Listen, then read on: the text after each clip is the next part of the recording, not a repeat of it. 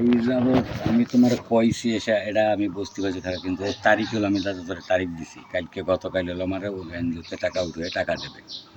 এই দরবার যখন পাইনি তখন আমার মাথা গেছে গরমে, আমি তার বাড়ি গেছি, ফোন দিলে না, বাড়িতে গেছি ডাকে আনছি আমার এই বরফদা। তারপরে বাজারের সভাপতির সামনে দুর্গা মন্দির সামনে সব কথাবার্তা হয়েছে যে আমি দাদারে তারিখ দিছি বা ঘুরেছি এটা না, উনি আমার কাছে টাকা পাবে, আমি আনছি, আমি বৃহস্পতির দিন লোন উঠে ওনার টাকা দেবো। আচ্ছা, এবার আমার কথা শুনেন দাদা। আপনার গত মাসে সমস্যা হলো, ম্যানেজার নিয়ে আসলাম, আপনার সাথে চিল্লাপাল্লা করলাম, ইভেন আপনিও চিল্লাপাল্লা করলেন, যাই হোক কথা কাটাকাটি হইলো, ছোটোখাটো যাই হোক, কারণ টাকার কথা তো আর মুখে খাটে না, মুখে সারে না। এখন আমি তো একটা আর্থিক প্রতিষ্ঠানে চাকরি করি, আমার রুটি রুজি চলে কিন্তু এর উপরেই আমি চলি, আমার পরিবার চলে, যেটা বাস্তব, এ তো আর সত্য মিথ্যা না। না, এখন আপনার 16,000 টাকার কিস্তি, কয় টাকা? 16,000 টাকার কিস্তি। 16,000 টাকার কিস্তি, এটা কিন্তু চারটেখানি কথা না। এখন গত মাসে আপনার টাকা ছিল না, যাই হোক একদিকে এদিক সেদিক করে ম্যানেজারে নিয়ে এসে এক ব্যবস্থা করা হয়েছে না।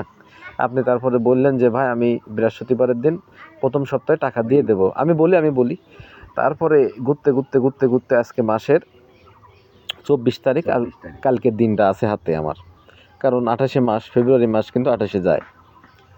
এখন ওদিকে শুক্র শনিবার অফিস বন্ধ থাকে, মানে বন্ধ থাকে, সেই হিসাবে 28 মাস আপনার হয়, হইলো? কথা বুঝেন, সবই আপনার কথা আমি সবই বুঝলাম। এখন আমার এই টাকাটা, এই যে 16,000 টাকা আপনার, এই যেখানে লেখা 16,000 টাকা, এই কিস্তির টাকা আমি কোন জায়গাতে ম্যানেজ করবো? একটু কোন তো আমার একটু এই যুক্তিটা একটু দেন।